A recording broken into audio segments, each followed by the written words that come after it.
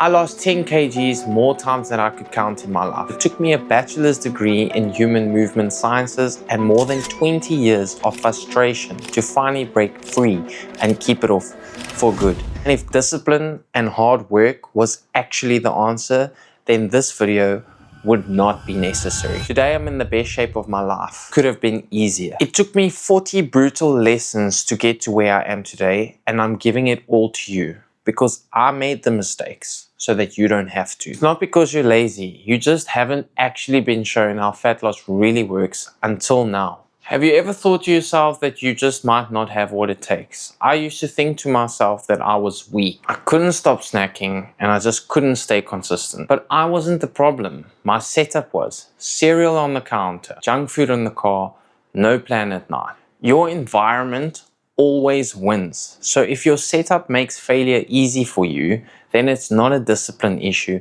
it's a design issue. And even once I changed my environment, I still slipped up because I was relying on motivation. I woke up fired, I ended the day off exhausted. Motivation is going to disappear when life shows up. So what saved me? Simple systems. The same breakfast, the same grocery list. I didn't need more discipline. I needed fewer decisions. So what did I do? I built my routine. I followed everything perfectly, but my body still didn't look the way I expected it to look. Why? Have you ever looked at online influencers or someone that you aspire to and thought to yourself that, if I train like them, I should look like them because obviously it's working for that person. I myself did that many times. I actually remember when I was growing up as a kid, I used to follow Arnold Schwarzenegger's program because I thought that if I trained like him, I would look like him. But they don't look the way they do because of their training. The training that they did or the sport that they did not shape their body.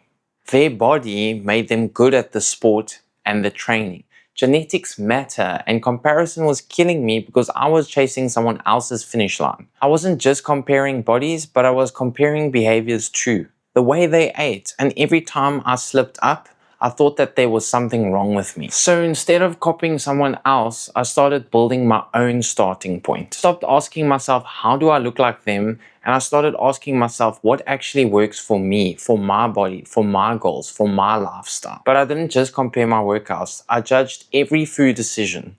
And when I binged, I blamed the food. But the problem wasn't the chocolate. It was the pattern before the chocolate. Stress, shame, I deserve this. Until I broke the story behind the food always won. And when I zoomed out even further, I saw what I was really chasing. Not fat loss. Acceptance, to walk into a room and feel heard before I've even said anything. But here's the problem. When people only like the fit version of you, they never liked you enough to start with. And if your self-worth is tied to a body fat percentage, you are always going to feel fragile no matter how lean you get. So I pushed. I tried getting leaner. Fewer carbohydrates, more cardio, more control. But my life still felt hollow because a calorie deficit does not cure loneliness. I hit my goal weight numerous times, but nothing changed because it turns out that you cannot fix your life with your lunch. Eventually, I burnt out and then I rebounded. I thought that fat loss was a mountain that you only climb once, but I never learned how to actually live at the top. You see, maintenance isn't where the journey ends, it's where the journey starts. Have you ever slipped up with one cookie and then all of a sudden you ended up at 8 and then said to yourself, screw it, I'll start again on Monday? It's not the cookie that ruins your progress, it's the guilt spiral that follows afterwards. Messing up won't ruin your fat loss goals, but giving up will. Perfectionism is the trap. Progress and consistency is what actually works. Here's where I overcomplicated everything and still got nowhere. I thought that I could outwork a bad diet, train harder, burn more calories. But no matter how intense the gym session got, I got nowhere. Because the real problem wasn't output. The real problem was input. Calories in needs to be less than calories out. always, hard work does not beat physics, period. And here's what no one tells you. It's not the workouts that's doing the heavy lifting. It's everything else you do. It's the fidgeting you do. It's the steps you get in during the day. It's the cleaning your house. That's what we call NEAT, non-exercise thermogenesis. And it quietly burns more fat than your gym session ever will. Which brings us to the biggest food fight of all diets: keto, paleo, fasting, low carb. They all claim to be different, but they all do the same thing, and that is put you into a calorie deficit. That's the mechanism. Everything else is just a preference war. So I went all in on eating clean. I removed the sugar. I avoided bread. I went chicken, greens, and egg whites. But guess what? Even while still doing that, I still gained weight because clean foods can still be overeaten. Salads still contain calories. Eating healthy is not the same as eating in a deficit. So I went into the opposite direction. I started eating less, way less. I skipped the meals, I ignored the hunger, and I kept on pushing through.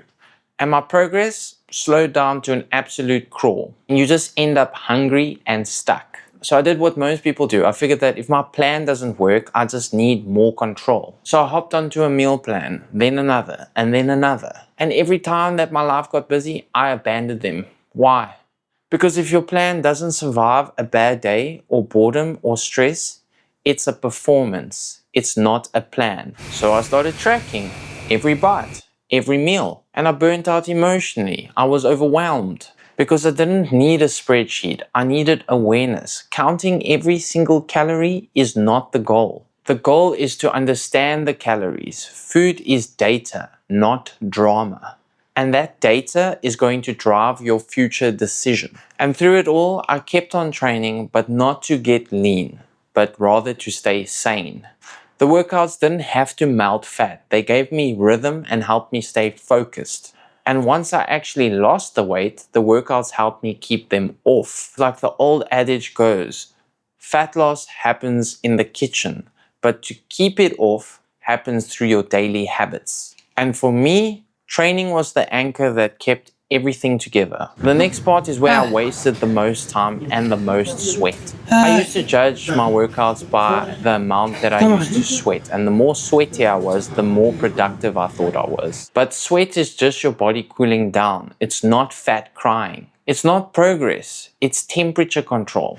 You do not need to leave the gym drenched to be doing it right. And yet I still believe that I had to earn my meals. If I didn't train this way or that way, I didn't deserve to eat. That's not fitness. That's punishment. Food is fuel, not a reward. And you don't have to suffer to be allowed to eat. And that mindset doesn't last. Neither do 6 workouts a week that you hate. The real test of any routine is not how fast it works, it's how long you can continue doing it. And if it doesn't survive stress, boredom, or bad sleep, it's not sustainable. If you've been trying for months and years and you're still stuck, listen clearly. You are not defective. You are just following a system that was not built for your life. It's not you, it's the plan. I used to panic the second I felt hungry, like I messed up and I need to fix this. But hunger is part of fat loss. It doesn't mean that your body is broken. It means that the system that you are using is working, but you just have to manage it. If you cannot manage it, it's not the right system. When I felt stuck, the fix was never fancy.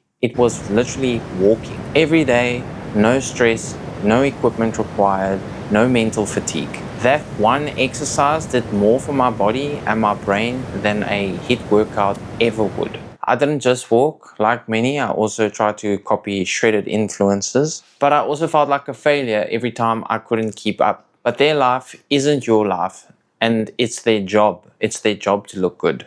I literally tried everything, but the one thing that changed everything for me was probably sleep. When I started sleeping better, I stopped craving, I trained better, and I actually felt motivated and a surge for life. You might not always need a new diet, you just need 90 more minutes of sleep. Which brings me to the next one. Perfectionism is a lie. Perfect workouts, perfect macros, perfect calories. Fat loss isn't about not messing up. It's about showing up even if you do mess up. Underneath it all, it wasn't just about being lean. It was also about being in control. Like if I could just fix my body, the rest of my life would calm down. But the truth is, you don't control your life by controlling your calories. You just burn out in the end. And when I got lean, no one actually cared. No one clapped for me. I realized that the obsession was just mine. So if you're chasing validation through abs, you'll miss the whole point of having a life. And here's where it all comes full circle.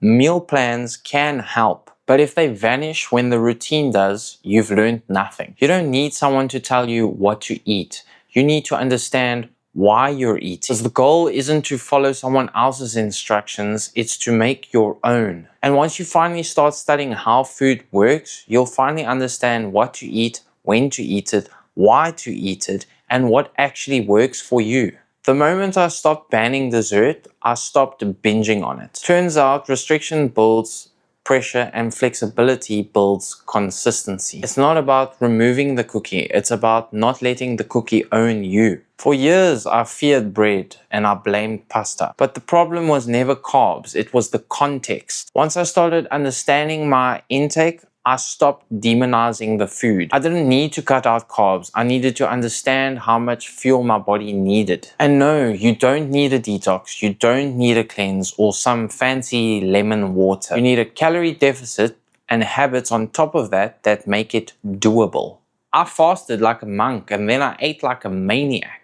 Because skipping breakfast does not fix emotional eating. The timing isn't the problem, it's the pattern that's the problem. So I stopped focusing on when I ate and rather on why did I overeat. Because fixing your eating window means nothing if the window opens to chaos. I used to just eat less fat, less sugar, less food. But less is not sustainable if the quality stays garbage. Better food equals better mood equals better results. I could stay on track all week until one, are you really not drinking, mate? Ruined everything. Peer pressure does not end in high school. It just hides behind brunch menus and group chats. Most people don't fail because of hunger, they fail because of social friction. So you need to build a plan that helps you enjoy life without needing to explain it every weekend. I used to live by the number. Every weigh-in could make or break my mood, but fat loss isn't linear and the scale lies all the time. What finally gave me peace? Progress pictures. They showed me the wins that the scale could not show me. Clothes fit better, leaner face, better posture. Some days I did everything right, but I still wanted to quit. Not because I felt weak, but because I was wired for relief. When stress goes up, your recovery tanks, your heart rate variability goes up and your body starts craving comfort. Fast food, snacks, anything. This isn't a discipline issue. It's a nervous system issue. So if you're always on edge, always fatigued, always craving, don't just train harder. You need to start recovering on purpose. So I trained harder, 2-a-day sweat sessions, trying to outtrain the guilt, but that wasn't the fix. It was only a distraction. Hard work means nothing if it's pointed into the wrong direction. Fat loss does not reward suffering, it rewards consistency. And that's when it finally hit me. It wasn't effort I lacked, it was something deeper. If you've tried everything and nothing worked, you don't need more effort. You need better structure. You're just stuck in a system that punishes you for being a human. Now, if you want to know what real progress looks like, before the scale moves, before your body even changes, watch this next. Because there are signs that fat loss is working, but most people just miss them.